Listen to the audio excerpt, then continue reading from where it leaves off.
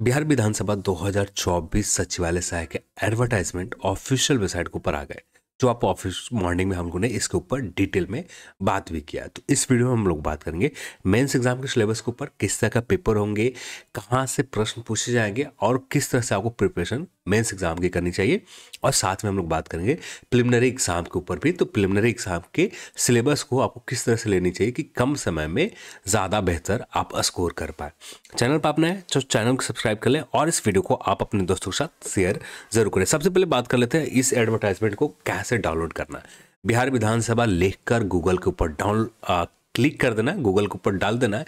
जैसे आपको ये बिहार विधानसभा का ये कुछ इस तरह का होम पेज में मिलेंगे और यहाँ पर रिक्रूटमेंट सेक्शन है और यहाँ पर आकर रिक्रूटमेंट एडवर्टाइजमेंट इसके ऊपर आ सकते हैं। सिलेबस के ऊपर आएंगे तो ये सिलेबस हमें मिल जाएंगे, सहायक का, पुस्तकालय सहायक, उर्दू सहायक, जो भी हाल फिलहाल में विज्ञापन है उन सारे एग्जामों के सिलेबस यहाँ पर हमें मिल जाएंगे।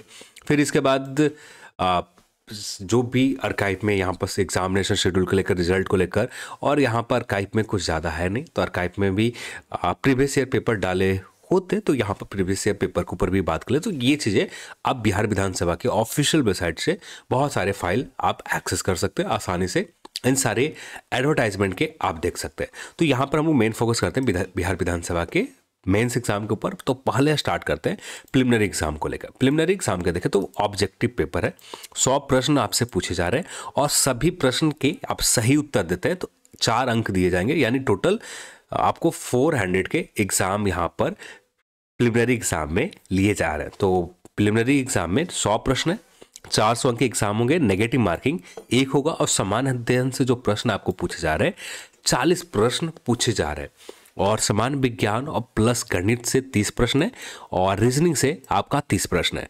ये 2 सेगमेंट ऐसा है, मैथ और रीजनिंग, यहाँ पर कोई भी कैंडिडेट नाक के बराबर गलती करता, क्योंकि यहाँ पर जो भी, अब यहाँ पर ये सोच के चलो आप, वैकेंसीज ना के बराबर है, क्योंकि थोड़ी सी वैकेंसीज है। जनरल की यहाँ पर सीटें शायद नहीं है एएसओ के लेकर। हाँ, एएसओ में जनरल का सीट नहीं है, पर हाँ यहाँ पर असिस्टेंट केयर टेकर का जो पोस्ट है इसके लिए यहाँ पर 2 जनरल के लिए सीट है, पर बाकी पोस्ट के ऊपर यानी एएसओ सहायक प्रशाखा पदाधिकारी के पोस्ट के ऊपर देखें तो यहाँ पर जनरल का एक भी सीट नहीं है। तो जनरल का सीट नहीं है और ईडब्ल्यूएस के लिए भी 4 सीट है, बाकी कैटेगरी के लिए भी लिमिटेड सीट है, 2 3 4 के हिसाब से सीट है। तो वैकेंसीज कम है और 10 गुना रिजल्ट देना है, यानी 3 के 1 सीट की 4 सीट है ईडब्ल्यूएस के लिए। यहाँ पर 40 कैंडिडेट को ही कॉल आउट किए जाएंगे। तो यहाँ पर जो 40 कैंडिडेट होंगे मैथ्स और रीजनिंग में ना के बराबर गलती करेंगे। 30 करीब जो 30 प्रश्न के अटैम्प्ट ले रहे हैं तो 30 में 30 के करीब। तो यहाँ पर मैथ्स रीजनिंग में आपको ये मानकर चलना है कि यहाँ पर किसी भी तरह के गलती नहीं होनी चाहिए, कि जो भी सिलेबस यहाँ पर बताया गया आपका बेसिक सिलेबस है। बेसिक रीजनिंग से आपको प्रश्न पूछे जा रहे हैं और अर्थमेटिक से आपका यहाँ पर प्रश्न पूछे जा रहे हैं। कोई यहाँ पर आपका ऐसा है नहीं कि आपको जिसमें आप ज़्यादा दिमाग लगाने की ज़रूरत है। अर्थमेटिक है, सभी लोग यहाँ पर जितने भी कैंडिडेट एग्जाम देने जाएंगे एक भी प्रश्न ना के बराबर गलती कर आएंगे। तो ये 2 सेगमेंट आपके का पूरी तरह से आपके हाथ में होनी चाहिए। यदि यहाँ पर आप गलती करते हैं तो आगे वाले जो सब्जेक्ट है, समान विज्ञान जो है, समान विज्ञान फिजिक्स केमिस्ट्री मैथ से जो प्रश्न पूछे जाएंगे और यहाँ पर समसामयिक घटनाक्रम से पूछे जाएंगे और इंडिया नेबर कंट्री से प्रश्न पूछे जाएंगे, भारतीय इतिहास से पूछे जाएंगे, बिहार से संबंधित कुछ प्रश्न होंगे, ज्योग्राफी, आर्थ, इकोनॉमिक्स के कुछ बेसिक प्रश्न होंगे, एग्रीकल्चर से कुछ होंगे, जो इकोनॉमिक्स से भी प्रश्न होंगे, ज़्यादातर करंट अफेयर्स रिलेटेड ही होंगे, कृषि, एग्री का, फिर प्राकृतिक संसाधनों से रिलेटेड जो भी प्रश्न, पंचायती राज, सामुदायिक विकास, पंचवर्षीय योजना, ये जो सारे टॉपिक हैं यहाँ पर हर कोई गलती कर आएगा, जबकि यहाँ पर मैथ रीजनिंग में कोई गलती नहीं कर आएगा। तो यहाँ पर मैं सजेस्ट इन सब्जेक्ट के लिए मैं सजेस्ट यही करूँगा, सिर्फ लूसेंट के अलावा कुछ भी मत देखो आप। हाँ, यहाँ पर भी वही चीज़ें देखो आप जो यहाँ पर सिलेबस में मेंशन किए गए। सिलेबस से बाहर हमें जाना भी नहीं है। तो सिलेबस में जो टॉपिक्स दिए हैं उन टॉपिक के ऊपर ज़्यादा हमें ध्यान देनी है और बाहरी चीज़ों के ऊपर कम ध्यान देनी है। तो आज समसामयिक घटनाक्रम के ऊपर भी हम लोग बात करें तो यहाँ पर मैं सजेस्ट करूँगा स्पीडी जैसे करंट अफेयर की जो बुक है, और प्लस कोई यूट्यूब के ऊपर कोई भी मंथली करंट अफेयर टॉप 300 200 के MCQs कराता है, उस चैनल का फॉलो कर लो, इतना काफ़ी है। और प्रिलिमिनरी एग्जाम के लिए ये सब्सिडेंट है। इसके बाद आता मेंस एग्जाम का। मेंस एग्जाम का सिलेबस यहाँ पर, सॉरी, इसके लिए सुबह में मैंने एग्जैक्ट बहुत पहले बात किया था मेंस एग्जाम के सिलेबस के ऊपर, मुझे एग्जैक्ट याद नहीं थे सुबह में। अब मैंने जब मेंस एग्जाम का सिलेबस ये रहा, मेंस एग्जाम के सिलेबस में भी बात करें तो दो तरह का पेपर है। एक प्रथम पेपर है जो क्वालिफाइंग नेचर का है, जो हिंदी का पेपर है। यहाँ पर आप सिर्फ यही करना है कि आप क्वालिफाइंग मार्क्स जो तय किए गए 30%, इस 30% को अचीव कर जाओ। ये 30% आप किसी तरीके से थोड़ा सा भी मेहनत करोगे तो आसानी से हो जाएंगे। तो मेंस एग्जाम हिंदी के लिए 30% है। अब इसको मेरिट लिस्ट में कोई भी वेटेज नहीं है, मेरिट लिस्ट में यहाँ पर इसका कोई रोल नहीं है। तो जो भी है क्वालिफाइंग नेचर का है और ज़्यादा इसके ऊपर हम ध्यान नहीं दे सकते। बस उतना ही ध्यान देना है कि जिससे निबंध, पत्र लेखन, व्याकरण, वाक्य विन्यास, संक्षेपण जो प्रश्न पूछे जाएंगे, जिससे आप 30% अंक आसानी से कर पाओ।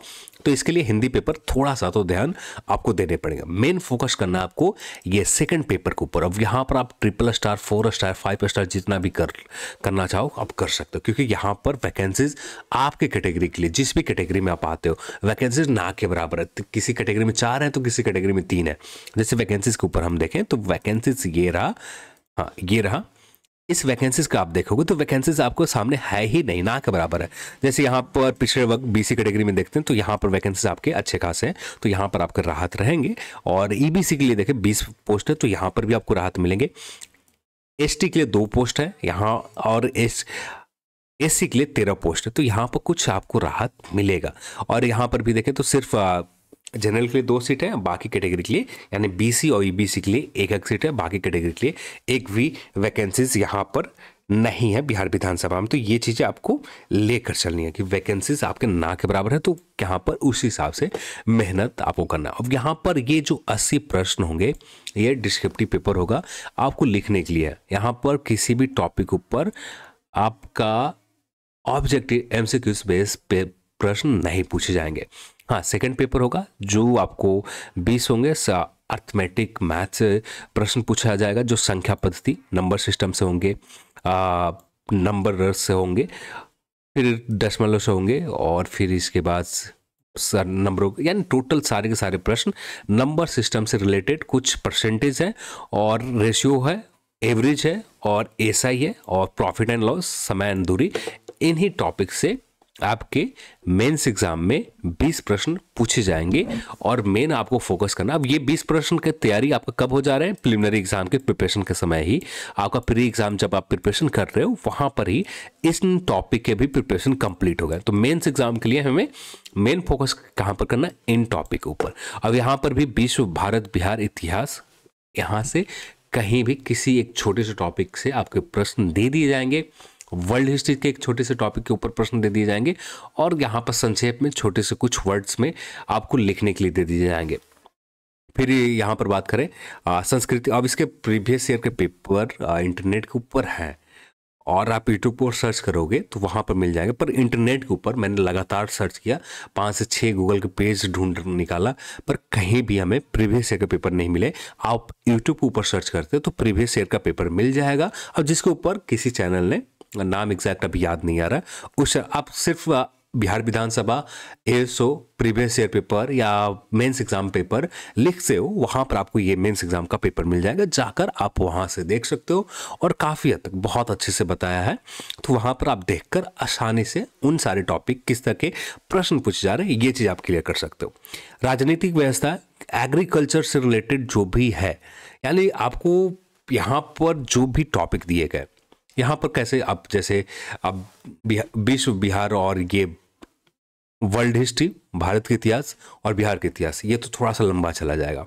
पर यहाँ पर जो छोटे छोटे टॉपिक है, जैसे राजनीतिक व्यवस्था, एग्रीकल्चर को लेकर, पंचायती राज व्यवस्था को लेकर, यहाँ पर किस तरह से इसके डेवलपमेंट हुए, इसके ऊपर ऐसे आ गए, या ऐसे तो नहीं आएगा, कुछ लिखने के लिए आ गए, ठीक है, कुछ वर्ड में, 50 वर्ड में जो भी वर्ड लिखने के लिए आ गए। बस यहाँ पर मेन फोकस क्या होना चाहिए? आपके पास कंप्लीट इंफॉर्मेशन हो।